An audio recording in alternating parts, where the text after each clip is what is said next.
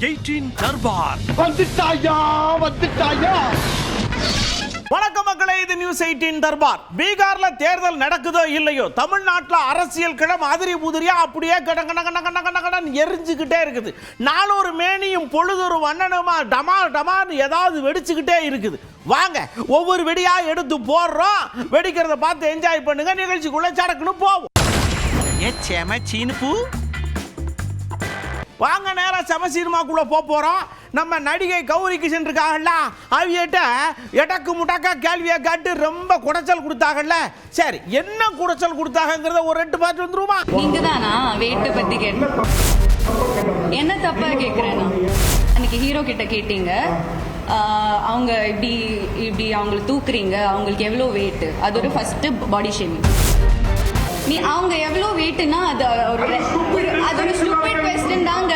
நான் உங்கள்கிட்டயே சொல்றேன், அது ஒரு ஸ்டூபிட் கொஸ்டின் தாங்க. அது என்ன கேள்வி அது? நான் I am the only woman in this place. இப்படி கத்துறாரு, இவ்வளோ there is no woman here.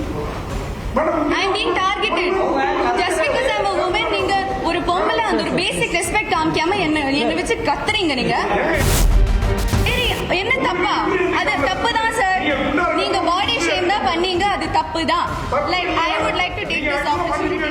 இல்ல நான் மன்னிப்புலாம் கேட்க மாட்டீங்க. ஹலோ சார், நீங்க தான் மன்னிப்பு கேட்கணும். அப்படியே அந்த நடிகை நம்ம நியூஸ் 18 தமிழ்நாடு தொலைக்காட்சிக்கு பேட்டி கொடுத்தாங்க. என்ன கொடுத்தாங்க தெரியுமா? லெஃப்ட்ல போய் லெஃப்ட்ல வந்து உள்ள பூந்து வெளுத்து விட்டாங்க. அதையும் ஒரு பாத்துருவோம். எனக்கு ஒரு ஜேர்னலிஸ்ட் ஆகணும்னு ஆசை எடுத்து நான் பண்ணது. அதுக்கு அப்போதான் 96 நடந்தது. ஆப்பர்ச்சுனிட்டிஸ் வர ஆரம்பிச்சது. அப்போதான் எனக்குள்ள ஒரு ஆக்டர் இருக்குன்னு நான் ரியலைஸ் பண்ணேன். ஸோ அந்த ஒரு ஜேர்னியில நம்ம போறோம். அந்த அளவுக்கு நம்ம ரெஸ்பெக்ட் கொடுக்குற ஒரு ப்ரொஃபஷனை அந்த வேர்டு யூஸ் பண்ணா ஒரு 35 இயர்ஸ் ஜேர்னலிசம் எக்ஸ்பீரியன்ஸ் இருக்கு. நீ எப்படி சொல்லலாம் ஸ்டூப்பிட்னு? அதுதான் அவர் கேட்டுக்கிட்டே இருந்தானா. உங்ககிட்டயே சொல்றேன் அந்த ஸ்டூப்பிட் கொஸ்டின்னு. அவங்க எக்ஸ்பெக்ட் பண்ணல. ஒரு பொம்பளையால ஒரு பெண்ணா இருந்துட்டு நீ எப்படி பேசலாம், உனக்கு ஒரு என்ன உரிமை, நீ அது சைலன்ஸ் பண்ணிக்கிட்டே இருந்தாங்க. அதுதான் எனக்கு அது ஏத்துக்கவே முடியல. அது ஜோக்கா எடுத்துக்கோங்க, அது ஒரு ஜோக்கு தான். எனக்கு அது ஜோக்கா தோணலைங்க. உங்களுக்கு அது அப்படியா இருக்கும், அது உங்களோட பெர்ஸ்பெக்டிவ். ஆனா இம்போஸ் பண்ணாதீங்க. அது ஜோக்காவே இல்லை. It should not be normalised. ஒரு அப்பியரன்ஸ் வச்சு ஒரு ஆளை ஜட்ஜ் பண்றதோ, இதுதான் நீ இல்ல இதுதான் நீங்க வெயிட் குறைச்சிட்டு வாங்கன்னு வேற அட்வைஸ் கொடுக்குறாரு. அவர் யார் அதுக்கு? ஏங்க, நான் ஒரு பெண் உட்கார்ந்துருக்கேன், 10, 50, 60 ஆண் உட்கார்ந்து இருக்கிய. கண்ணா பின்னான்னு கேள்வி கேட்டா நீங்க கேட்கறத பூரா காட்டி சும்மா இருக்கணுமா? பதில் பேசக்கூடாதா? என்ன நினைச்சுக்கிட்டு இருக்கீங்க உங்க மனசுல அப்படின்னு சீர்றாங்க. என்ன பெண்ணுனா மூளை இல்லையா? நம்மளும் தான் நியூஸ் படிக்கிறோம். அவங்களுக்கு என்ன இது மேக்கப்பு ட்ரெஸ் அது மட்டும் தான் நான் கேர்ள்ஸ்க்கு இல்லவே இல்லைங்க. பிரெயின்ஸ் இருக்கிற எவ்வளோ பொண்ணுங்க இருக்காங்க. They are the best multi taskers. They are so good at handling every thing together. என்னமோ எங்க ஒப்பீனியனே இம்பார்ட்டன்ட் இல்லை. நீ ஒரு பெண்ணு, நீ என்ன வேணாலும் சொல்லிக்கோ, உங்ககிட்ட இதெல்லாம் தான் கேட்க முடியும். அந்த ஒரு ஆட்டிடியூட் இருக்கு. அது ஏன்னே எனக்கு தெரியல. அவர் படத்தையும் பார்த்ததுக்கு அப்புறம் படத்துல நான் பண்ணதோ இல்ல அதெல்லாம் பார்த்துட்டும் ஓகே, இஃப் ஒரு யூஸ்லெஸ் கேரக்டரா பிளே பண்ணனா அவருக்கு கேட்கறதுக்கு ஒன்றும் இல்லை சொல்லலாம். ஆனா அதர்ஸோட ப்ரெஸ் ஷூ முடிச்சுட்டு ஈவன் தென் டார்கெட் பண்ணி அது எப்படி ஒரு மாதிரி ஒஃபெண்டட் ஈகோனா அந்த அளவுக்கு இருக்கு அவருக்கு. And he's bring me down screaming at me. ஒரு மரியாதையே இல்லாம ஒரு பெண்ணுன்னு பார்க்காம அந்த ரூம்ல ஒரு 50, 60 ஆண்கள் மட்டும் இருந்த ரூம்ல அந்த அளவுக்கு கத்துறாரு என்ன போட்டு. நான் அதுவும் சொன்னேன். Even then he didn't stop. அப்புறம் நான் சொன்னேன், I'm not generalising all press. உங்களை மாதிரி இருக்கிறவங்கள ஜென்ரலைஸ் பண்ண விரும்பல நான். So it was very avoidable. அதாவதுங்க, எல்லாருக்கும் ஒரு அரவணைப்பு தேவைப்படுதுங்க, ஒரு ஆறுதல் தேவைப்படுதுல்ல. திருவண்ணாமலையில மழை பெய்யுது. நாய் ஒன்று தான் குட்டிகளோட மலையில நினைஞ்சுக்கிட்டு, ஐயா எனக்கு இல்லையா என் பிள்ளைகளுக்கு கொஞ்சம் பாதுகாப்பு கொடுங்கன்னு ஒரு கேட்டு கதவை தட்டுது. அந்த அண்ணே இறக்கப்பட்டு கேட்ட திறந்த உடனே பிள்ளையெல்லாம் கூட்டு போய் பத்திரமா பாதுகாக்குதுல்ல. நாய்க்கு இருக்கிற உணர்வு மக்க மனுஷருக்கு இல்லையா?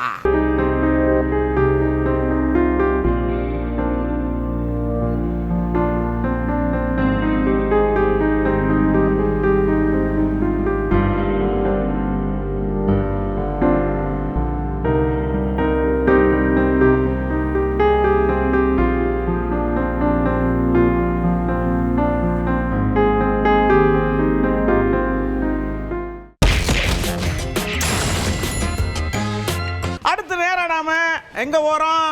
கவுண்டருக்குள்ள போறோம். வைகோ ஐயா அப்படி சிங்க மாதிரி நின்னவர் இப்போ ஒரு விஷயத்தை எடுத்து கொடுக்காரு. அதாவதுங்க ஓபிஎஸ் ஐயா ஏன் இப்போ இன்னைக்கு அல்லாடுறாரு தெரியுமா? அன்னைக்கு எனக்கும் ஜெயலலிதா அம்மாவுக்கு இடையில தொகுதி பங்கீடுல இருந்து பல விஷயங்களை உள்ள விட்டு குறைஞ்சு விட்டார். அதனுடைய பலன் தான் இப்ப அப்படிங்கார். எவ்வளவு கடைசியா கொடுக்க முடிவு பண்ணியிருக்கீங்க? 12 சீட்டு தான் அப்படின்னு. இதை நான் ஏற்றுக்கொள்ள முடியாது, இதற்கு உடன்பட முடியாது. இதை விட அதிக சீட்டு கொடுக்கறதுக்கு உங்க பொதுச்செயலாளர் ஒத்துக்கிட்டா, நான் செல்போனை ஆன்லயே வச்சிருக்கிறேன். 5 மணிக்கு எங்களுடைய மாவட்ட செயலாளர் கூட்டம், அதுக்கு முன்னாடி சொல்லிட்டா அப்ப கூட்டணியை உறுதிப்படுத்தலாம், அதுவே செய்யணும்னு சொல்லிட்டு போனாங்க. முக்கியமா சொன்னவர் ஓபிஎஸ். ஆனால் அதிமுக பொதுச்செயலாளரிடம் போய் அவர் நம் கூட்டணியில் நீடிக்க விரும்பவில்லை, அவர் சொல்றபடி நம்ம சீட்டு கொடுக்க முடியாது, அதனால முறிச்சிட்டாரு அப்படின்னு பொய்ய சொல்லிட்டார். பின்னர் கேள்விப்பட்டேன், தினமணி வைத்தியநாதன் சொன்னார், உங்களுக்கு 15 சட்டமன்ற தொகுதியும் ஒரு ராஜ்யசபாவும் கொடுப்பதென்று அவங்க முடிவெடுத்துட்டாங்க. நீங்க நேரா அவங்கள போய் சந்திச்ச உடனே சொல்லிடுவாங்கன்னு சொல்லி என்னிடம் பேசுவதற்கு துக்ளக்சோவும் தினமணி வைத்தியநாதனும் படாத பாடுபட்டிருக்கிறாங்க. நான் போனெல்லாம் ஆஃப் பண்ணிட்டு நான் இருக்கிற இடமே தெரியக்கூடாதுன்னு ஒரு வீட்டுக்குள்ள போய் இருந்துட்டேன். சாயங்காலம் தான் இங்க அறிவாலயத்துக்கு வந்தேன், இங்க தாயத்துக்கு வந்தேன். போன கையிலேயே வச்சிருக்கிறேன். ஓபிஎஸ் கூப்பிடுவாரு, கூப்பிடவே இல்லை. ஏன்னா அவங்க எடுத்த முடிவுக்கு மாறா அவர் எந்த காரணத்தை முன்னிட்டு நம்மோட கூட்டு வரமாட்டாருன்னு ஓபிஎஸ் சொல்லிட்டார். அதன் பலனை இன்று ஓபிஎஸ் அனுபவித்துக் கொண்டிருக்கிறார். குடு குடு குடுன்னு இந்த செய்தியை கேட்டு ஓடி வந்து ஓபிஎஸ் ஐயா சொல்றாரு, ஐயா நான் வைகோ அண்ணன் வேற பாசம் பரிவு அன்பு நேசம் எல்லாத்தையும் வச்சிருக்கேன், ஆனா 14 வருஷம் கழிச்சு இப்ப ஏயா கட்டுச்சோத்த அவுக்காரு தெரியலையே அப்படின்னு அண்ணன் கொஞ்சம் பதறார். அண்ணன் வைகோ அவர்கள் மீது நான் மிகுந்த மரியாதையும் அன்பும் பற்றும் பாசமும் வைத்திருக்கிறேன், இன்றைக்கும் வைத்திருக்கிறேன். அவர் என்ன பேசினாலும் நான் அவர் மீது அன்போடு தான் இருப்பேன், மரியாதையோடு தான் இருப்பேன். நான் சொல்ல போகிற பதில், அவருக்குரிய பதில், அவர் மனது புண்படும்படியாக ஒரு சூழலை ஏற்படுத்தும் என்ற காரணத்தினால் நான் அந்த பிரச்சனைக்கு உள்ளே போக விரும்பவில்லை. அரசியல் நாகரிகம் கருதி எந்த கருத்தை சொன்னாலும் அந்த கருத்து ஏனென்றால் 2011 நடந்த அந்த பேச்சு இன்று கிட்டத்தட்ட 14 ஆண்டுகள் ஆகிறது. அதை இப்பொழுது பேச வேண்டிய நிலை ஏன் அண்ணன் அவர்களுக்கு வந்தது என்று எனக்கு தெரியவில்லை. அடுத்து வைகோ ஐயா இன்னொருத்தரை வெளுக்கார். என்னன்னா, ஐயா 41 பேர் இறந்து போனாங்க கரூர்ல, போய் அங்க போய் துட்டி கேப்பியா, உன் வீட்டுக்கு கூட்டியா வந்து வரலாற்று இல்லாத விஷயமா பண்ணிவிட்டு முதலமைச்சர் ஐயாவை நீ வாட்டுக்கு முச்சுடும் கேள்வி வைக்கிற, என்ன நினைச்சுக்கிட்டு இருக்கிற அப்படின்னு அப்படியே கொந்தளிக்கார். 41 பேர் செத்து கிடக்காங்க, ஓடி வந்துட்டு திருச்சியில் தங்காம ஒரே ஓட்டமா மெட்ராஸுக்கு வந்துட்டு அது பிறகு பக்கமே போகாம அதை பற்றி ஒரு குற்ற உணர்ச்சி இல்லாம வருத்தப்படாம கையில ரூபா இருக்குன்னு சொல்லி நான் நிதி கொடுக்கிறேன், எல்லாம் என்னே பார்க்க வாங்க, எங்கேயும் துஷ்டி கேட்க போறவன் இளவு கேட்க போறவன் அந்த வீட்டுல போய் தான் கேட்பானே தவிர அந்த துஷ்டி வீட்டுக்காரன் இளவு வீட்டுக்காரன என் வீட்டுக்கு வாரா இளவு கேட்கிறேன்னு தமிழ்நாடு சரித்திரத்திலேயே யாரும் செய்யாத பித்தலாட்டத்தனம். எப்பயுமே வைகோ ஐயா நரம்பு புடைக்க பேசுவார். அங்க அப்படியே தமிழ் நர்த்தனம் ஆடும், தாண்டவம் ஆடும். பேசுறாரு, கனவு காணாத காணல் நீரா போயிரும், அப்படியே கனவெல்லாம் பொசுங்கி போயிரும், ஏதா இருந்தாலும் களத்துல யதார்த்தமா வந்து நிக்கணும், அவன் தான் அரசியல்வாதி அப்படின்னு பொங்குறார். விஜயை பற்றி ஒரு பேரையோ அவங்க கட்சி பேரையோ கூட சொல்லல. நிகழ்ச்சி நடத்துறவங்க அதுக்கு பொறுப்பேற்றுக்கிடணும்னு பேசினாரு. இதற்கு சகட்டு மேனிக்கு அவரை திட்டி, நான் தான் ஆட்சிக்கு வருவேன், நாங்க தான் வருவோம், எங்களுக்கு திமுக தான் போட்டி அப்படின்னு விஜய் சொல்லியிருக்காரு. அதுதான் நான் சொன்னேன், அரசியலில் ஆத்திச்சூடி கூட தெரியாத இந்த மனிதர் நான் ஆட்சிக்கு வந்து, இப்பொழுதே முதலமைச்சர் ஆகிவிட்ட மாதிரி கனவு உலகத்தில் மிதந்துகிட்டு அந்த உணர்வோடு அடுத்து நான் சொல்றாரு, காகித கப்பலில் கடல் தாண்ட முனைகிறார், ஆகாய வெளியில் கோட்டை கட்டுகிறார். அவரது கனவுகள் அனைத்தும் காணல் நீராக போய்விடும். அப்படியே அதிமுக துணை பொதுச் செயலாளர் KP முனுசாமி ஐயா மைக்க பிடிச்சாரு. படங்காட்டு நரி சலசலப்புகள் அஞ்சாது. யாயா 50-60 வருஷமா நாங்க களத்துல நின்று மல்லாடிட்டு கிடக்கா, நேத்து வந்து கட கட கட கடன்னு பானையை உருட்டுனா பயந்துருவோமா அப்படின்னு கூப்பிடுறாரு சண்டைக்கு. புதிய புதிய கட்சிகளும் உருவாகி இருக்கிறது. புதிய கட்சிகளும் உருவாகி ஒரு மாய பிம்பத்தை ஏற்படுத்தி வெளியிலே மக்களை சந்திப்பதில்லை, மக்களோடு நேரடியாக தொடர்பு இல்லை.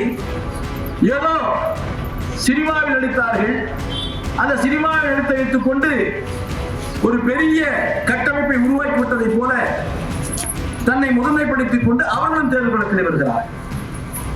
இந்த சூழலில் தான் நாம் இந்த தேர்தலை சந்திக்க இருக்கிறோம். இதில் நாம் விழிப்போடு இருக்க வேண்டும். ஏனென்று சொன்னால் மற்ற தேர்தலை போல் இல்லை.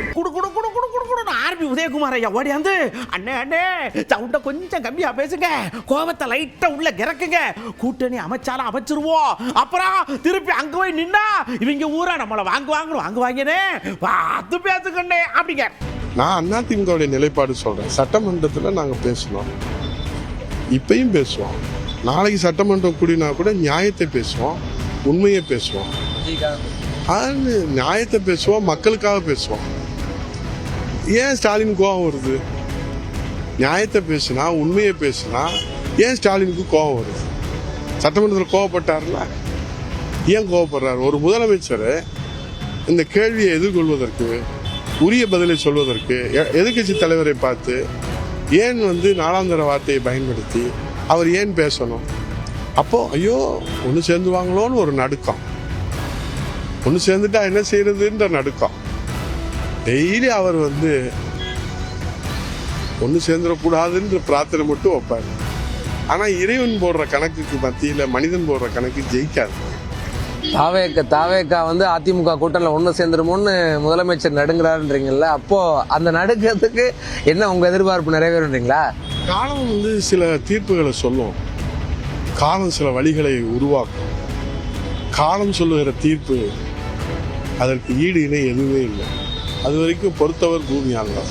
அப்படியே நம்ம முதல்வரையா வந்தாங்க, யார் வேணாலும் வாங்கய்யா, நாங்க எமர்ஜென்சியவே பார்த்த ஆளுங்க, நீங்க என்ன வேணாலும் பண்ணிப்போங்க, ஒரு கொம்பட ஆட்ட முடியாது, அசைக்க முடியாது, நாங்க நின்று பாக்குறோம் அப்படின்னு அவரும் சவால் விடுதார். அதே போல விருத்தாசலத்தில் குமாரசாமி என்கிற ஒரு கடை வியாபாரி, அவர் கட்சியில் எந்த பொறுப்பும் கிடையாது, ஆனால் கட்சியுடன் அனுதாபையாக இருந்தவர்.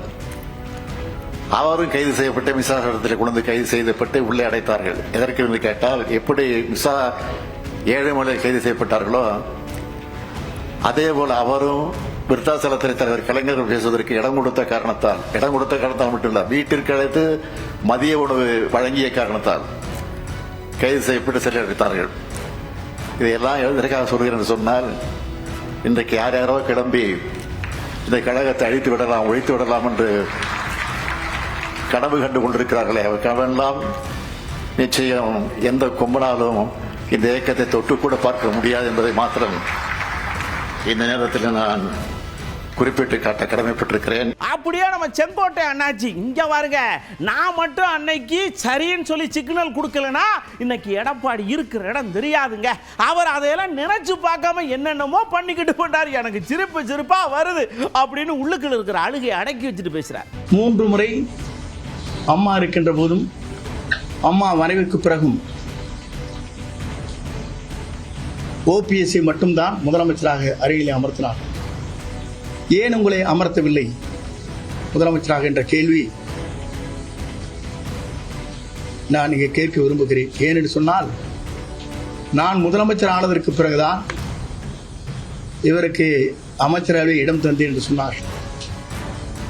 எங்களை போன்றவர் இவர் முன்மொழிவில்லை என்று சொன்னால் இவர் முதலமைச்சரே ஆயிருக்க முடியாது. இவர் அம்மா மூலமாக 3 முறை முதலமைச்சரானவர் ஓபிஎஸ். ஆனால் இவரை பொறுத்தவரையும் கொல்லப்புற வழியாக முதலமைச்சரான என்பது நாடறிந்த ஒன்று. நான் எதற்காக சொல்கிறேன் சொன்னால், இன்று என்னை கொச்சைப்படுத்துவதற்கு நான் தான் அவருக்கு அமைச்சர்கள் இடம் தந்தேன் என்று சொல்வது வேதனை அளிக்கக்கூடிய ஒன்றாக இருக்கிறது.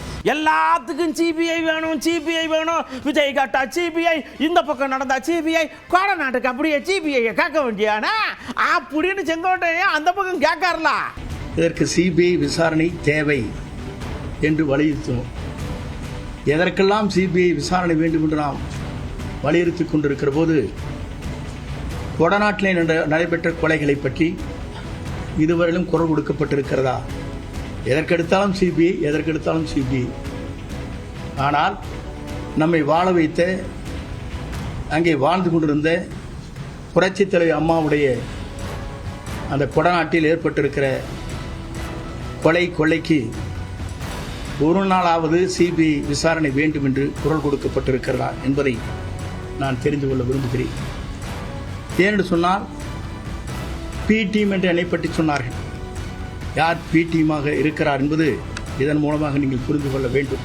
ஐயா, செதறி கிடக்கிறத பூரா கூட்டி பிறகு ஒன்று சேருங்கன்னு சொன்னது பிஜேபி தான். அவங்க தான் எங்கிட்ட சொன்னாங்க, அவங்க தான் எங்களை தூண்டி விட்டாங்க அப்படின்னு சொல்லாம சொல்றாரு பிஜேபி எங்களை கூப்பிட்டது அப்படிங்கிறத. என்னை அழைத்தவர்கள் பிஜேபி தான். அழைத்து இரு இயக்கங்களையும் ஒன்றிணைக்கப்பட வேண்டும் என்று கூறியதும் அவர்கள் தான். நானும் அதையே தான் சொன்னேன். இயக்கம் ஒன்றிணைக்கப்பட வேண்டும். உங்களை விட்டால் எங்களுக்கு வேறு வழி இல்லை, எங்களை விட்டால் உங்களுக்கும் மாற்று இல்லை. ஆகவே எங்களை தமிழ்நாட்டுடைய அரியணை அமர்த்துவதற்கு நீங்கள் தயாராக இருக்க வேண்டும்.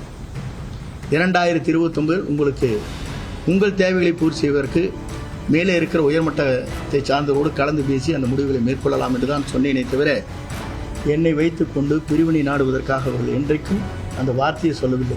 அப்படி ஓபிஎஸ் ஐயா இன்னொன்று சொல்றாரு, அமித்ஷா ஐயாவும் மோடி ஐயாவும் பிரிஞ்சு கிடக்கிற தம்பிகளெல்லாம் ஒன்று சேர்த்து அப்படியே எங்கள் வீட்டில் எல்லா நாளும் கார்த்திகேயன் ஒரு பாட்டை போட்டுடலாம் அப்படின்னு ஆசைப்படுறாங்க அதிமுக ஒன்று சேர்க்க. ஆனா ஓபிஎஸ்க்கு தெரியல, ஐயாவு அதுக்கு ஆசைப்படல, நங்கு நங்கு நங்கு நங்குன்னு பிரிக்கிறதுக்கு ஆசைப்படுறாங்கன்னு தெரியாம போச்சு. இன்றைக்கு மாண்புமிகு பாரத பிரதமர் அவர்கள் அனைத்து இந்திய அன்னார முன்னேற்ற கழகம் என்ற இயக்கம் ஒன்றுபட வேண்டும் என்றுதான் அவரும் மாண்புமிகு உள்துறை அமைச்சர் மாண்புமிகு அமித்ஷா அவர்களும் மற்றும் பாரதிய ஜனதா கட்சியில் இருக்கின்ற மேல்மட்ட தலைவரும் விரும்புகிறார். ஆனால் ஒரு தனிப்பட்டவருடைய விருப்பு வெறுப்பை இயக்கத்துக்குள் சென்று கொண்டிருக்கின்ற காரணத்தினால் அது இன்றைக்கு ஒன்றுபடுவதற்கு தடையாக இருக்கிறது. என்னதான் அவர்கள் அள்ளிக்கொண்டு போக போறாலும் எனக்கு ஒன்றும் தெரியவில்லை. செங்கோட்டையன் ஐயா டெல்லியில் போய் பேசணுங்கார், ஓபிஎஸ் ஐயா அங்கே போய் பேசணுங்கார். யார் என்ன எப்படி பேசினாங்கன்னு நானும் யோசிச்சு பார்க்குறேன், ஒன்றும் புடிவிடலங்கார் நம்ம நயினார் அண்ணாச்சி. அதை பற்றி எனக்கு எதுவும் தெரியாது. அவங்க யார் பேசினாங்க, யார்கிட்ட போய் பேசினாங்க, யார் சொன்னாங்கிற விவரத்தை அவர் எதுவும் சொல்லலை. அப்படி சொல்லாத பட்சத்தில் நான் அதில் எதுவும் கருத்து சொன்னோம்னா அது தவறாக போயிடக்கூடாது. இவர் அதிமுகவில் தான் இருக்கிறாங்க. அதிமுகவில் இருக்கிறபோது ஒருங்கிணைக்கிறதுக்கு யார்கிட்ட போய் சொன்னாங்க, அது முழுசாக அவர் பேச்சை முழுசாக கேட்டால் உங்களுக்குமே தெரியும். நான் பார்த்தேன், அதில் 6 பேர் போனோம் ஒன்றிணைக்குன்னு சொன்னோம் அப்படின்னாங்க. அந்த 6 பேர் யாருன்னு தெரியல. யார்கிட்டமே ஒருங்கிணைக்க சொன்னோம் அப்படிங்கிறத அவர் தெளிவாக சொல்லலை. அந்த பேட்டியில் எதுவுமே தெளிவாக இல்லாதனால அதை பற்றி நான் இந்த கருத்தை சொல்ல முடியாது. மனோ தங்கராஜ் ஐயா வந்தாங்க, இப்போ நாம சொன்னோம்னா அதே மாதிரி விஷயத்தை ஓபிஎஸ் ஐயாவுக்கு சொல்றாங்க. ஐயா அவங்க கூப்பிடுறாங்கன்னு நம்பாதியே, கூப்பிட்டு வச்சு அப்படியே கிருட்டு கிருட்டு கிருட்டு கிருட்டுன்னு சுத்த விட்டுருவாங்க. எப்போ எது கிடைக்கும் அந்த ட்ரெண்டை வச்சு அரசியல் பண்ணுவாங்க. அம்பேத்கரை கூப்பிடுவாங்க, காமராஜ் ஐயாவை கூப்பிடுவாங்க, எல்லாரையும் கூப்பிட்டு பண்ணுவாங்க. கடைசியில் நமக்கு மட்டும் நாமத்தை போட்டுருவாங்க. எஸ்ஐஆர் என்பது வன்முறை, இடி சிபிஐ ஐடி போன்ற நிறுவனங்களை வெற்றி செய்வது வன்முறை. அன்றைக்கு காமராஜர் வீட்டை கொளுத்தினார்கள். காந்தி கொலை வழக்கில் தொடரை குற்றம் சாட்டப்படுகின்ற அளவுக்கு நடந்து கொண்டார்கள். இன்றைக்கு அதே இதை எதிர்கட்சிகள் மீதும் எதிர்கருத்து தெரிவிக்கின்றவர்கள் மீதும் இந்த இடி போன்றவற்றை, தேர்தல் கமிஷன் போன்றவற்றை, அதே போன்று ஐடி சிபிஐ போன்ற அமைப்புகளை தவறாக பயன்படுத்துகிறார். எனவே அவங்களுடைய செயல் அன்னைக்கு இன்னைக்கு ஒன்னாதான் போயிட்டு இருக்கு. அதை எதிர்த்து நிற்க வேண்டிய கடமை மக்களுக்கு இருக்கிறது. பெருந்தலைவர் பிறந்த இந்த மண்ணில், தமிழ்நாட்டில் எந்த சூழ்நிலையிலும் அந்த மதவரி சக்திகளை நாம் அனுமதிக்க கூடாது என்று நாம் அனைவரும் உறுதியேற்க வேண்டிய நாள் இன்றைய நாள். அவர்களுக்கு வாக்கு வங்கி அரசியலுக்காக எந்த காமராஜரை அழித்து ஒழிக்க வேண்டும் என்று எண்ணினார்களோ அந்த காமராஜரை இன்றைக்கு கையில் எடுத்திருக்கின்றார்கள். இதை மக்கள் புரிந்து கொள்ள வேண்டும். தமிழ்நாட்டில் இருக்கக்கூடிய பெருந்தலைவர் காமராஜரை ஆதரிக்கக்கூடிய நேசிக்கக்கூடிய மக்கள் புரிந்து கொள்ள வேண்டும் எப்படி இந்த பாஜக இரட்டை வேடம் போடுகிறது என்பது. இப்படி தமிழ்நாட்டில் இருக்கிற அரசியல் எல்லா விஷயங்களுக்கும் ஒரே ஆள் தான் மூல காரணம். அவர் யார் தெரியுமா? எங்க அண்ணன் அன்புமணி தான். அவரை பிடிச்சி உள்ள போட்டிக்கினா எல்லாம் சரியா போயிடும் அப்படின்னு சொல்றது நம்ம அருளனாச்சு. அன்புமணியை கைது செய்ய வேண்டும். என்ன காரணம்னா, என் மீது கொலைவெறி தாக்குதலுக்காக குண்டர்களை ஏவி விட்டது. நான் பாருங்க, இந்த பையன் இவன் கத்தி எடுத்துட்டு வரான். என்ன வெட்டுறது? கத்தி பாருங்க, கத்தி எடுத்துட்டு வரான் என்ன வெட்டுறதுக்கு. இது இன்னொருத்தன் இந்த லாரி பட்டை என் காருக்கு முன்னாடி பாருங்க. இன்னொருத்தன் இந்த பாரு தான் ஒவ்வொன்றும் கல் எடுத்து என் காரில் போடுறான் பாருங்க. பட்டம் போட்டு கல் எடுத்து என் காரில் போடுறான். இன்னொன்று இரும்பு ராடு எடுத்து எங்க ஒன்றிய சிலாடு அடிக்கிறான். ஆனந்த ஒன்றிய சிலாடு இன்னைக்கு அவன் சப்பா இப்படி இறங்கி போச்சு. 2வது அடி போடுறதுக்குள்ள இந்த தம்பி அவனை போய் காப்பாத்திட்டான். இவனு ஒன்றிய சிலாட காப்பாத்திட்டான். இன்னொன்னு அதோட கொடுமை, நான் உட்காந்துட்டு இருக்கிற காரு என் கார் மேல ஒரு பொறுப்பாளர் கல் எடுத்து அடிக்கிறான். எவ்வளவு பெரிய கல் பாருங்க. நான் இதுக்கு எல்லாமே யார் காரணம்? அன்புமணி அவர்கள் தான் காரணம். ஆக இந்த குற்ற நடவடிக்கையிலே அன்புமணி அவருடைய பெயரை இணைக்க வேண்டும். என்ன காரணம்? தூண்டுதல் அவர்தான். ஏங்க, நாங்க பெண்களுக்கு அதிகமான பாதுகாப்பு கொடுத்துக்கிட்டே தான் இருக்கு இந்த அரசு. முதலமைச்சர் ஐயா சொல்லியிருக்கிறாங்க, பெண்களுக்கு சின்ன விஷயம்னா கூட உடனே அந்த இடத்துல கவனம் செலுத்தி ஆக்ஷன் எடுக்கின்றாங்க. அதான் கப்புன்னு தூக்கி உள்ள போறோம் அப்படின்னு நம்ம கனிமொழி அக்கா சொல்றாங்க. பெண்களுக்கு எதிரான குற்றங்கள் யாருக்காக இருந்தாலும், ஆணா இருந்தாலும் பெண்ணா இருந்தாலும், அவர்களுக்கு எதிரான குற்றங்கள் வந்து நிச்சயமாக ஏற்றுக்கொள்ளப்பட முடியாத ஒன்று. பெண்களுக்கு எதிரான குற்றங்களை நிச்சயமாக நாம் கண்டிக்க வேண்டும். இந்த சமூகம் முதல்ல வந்து இந்த விஷயங்களை வந்து அந்த பெண் மீது பழி சுமத்துறதை வந்து நிறுத்த வேண்டும். முதலமைச்சர் அவர்கள் உடனடியாக நடவடிக்கை எடுத்திருக்கிறார்கள். அவங்களுக்கு மிக விரைவிலே மிக அழுத்தமான ஒரு தண்டனையை பெற்றுத்தர வேண்டும் என்று முழு முயற்சியோடு ஈடுபட்டு வேண்டும் என்று முதலமைச்சர் அவர்கள் அறிவுறுத்தி இருக்கிறார்கள். உசாருக்குள்ள போறோம். இப்போ நாம இந்த கடைக்காரர்கள்ட்ட உசார் சொன்னோம்ல, அதுல குஜராத்தில் ஒரு தம்பி பயங்கர உசாரா இருந்திருக்கா. நகை கடைக்கார தம்பி. ஒரு அம்மா என்ன ஒன்று இருக்கு, நகை வாங்க போறோம்னு சொல்லிட்டு கையில மிளகா பொடியோட போய் அந்த பையன்ட்ட நகையை கட்டுக்கிட்டு சப்புன்னு அள்ளி மூஞ்சில எரியுமா. அவன் நீ கண்ணில் எரிஞ்சாலும் பரவாயில்லன்னு சொல்லி தலையை கப்புன்னு அப்படியே சுருட்டி பிடிச்சிக்கிட்டு நங்குன்னு கண்ணு எரியறதோட இவன் கூத்தி போலீஸ்ல ஒப்படைச்சான். உசாரா இருந்திருக்கா ஐயா.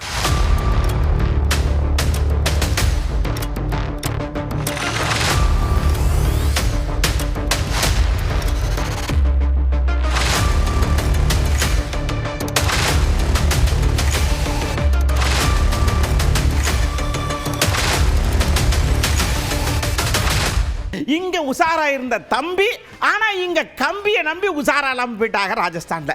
அதாவதுங்க, கோயில் திருவிழாவுக்கு பந்தல் போடுறதுக்கு இந்த இரும்பு சாரம் எல்லாம் கொண்டு வருவாங்கல்ல, அதை எடுத்து இப்படி நட்டமா நிப்பாட்டுக்கா ஓட்டுருக்கு. அங்க போன கரண்ட் கம்பியை பார்க்கற சர்ன்னு கரண்ட் வந்து கீழே இருந்த உள்ள டம்முன்னு தூக்கி அடிக்க இப்ப கிரிட்டிக்கல் கண்டிஷன்ல இருக்காங்க. ஏயா மேல கம்பி போறத பார்க்காம என்னையா அப்படி உங்களுக்கு வேலை?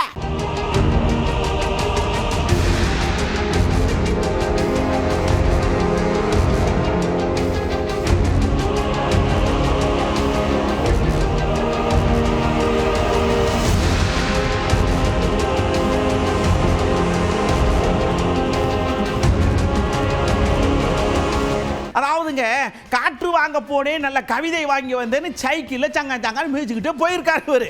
போனவர் பின்னாடி வண்டி வருதா இல்லையான்னு பார்க்கணுமா இல்லையா? அவர் பாட்டுக்கு பாட்டு போன சோக்கில் வண்டியை திருப்பி இருக்காரு. அங்கிட்டு இருந்து அந்த காரு நங்குன்னு குத்தி தூக்கி எடுத்து தூர போட்டாச்சு. வண்டி இல்லை, சைக்கிள் ஓட்டும் போது பதனமா ஓட்டுறோம்லா.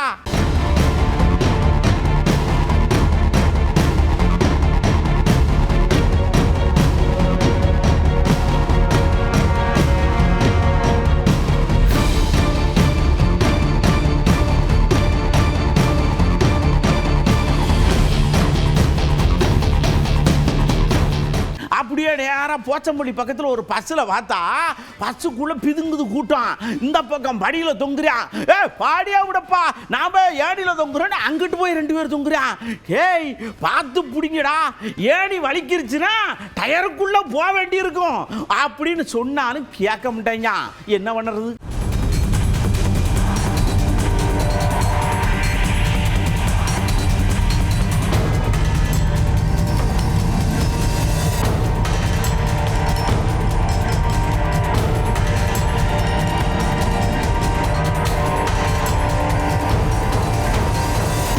இப்போ இதுவரைக்கும் பார்த்த எல்லா விஷயங்களையும் கரெக்டா வச்சுக்கிடுங்க.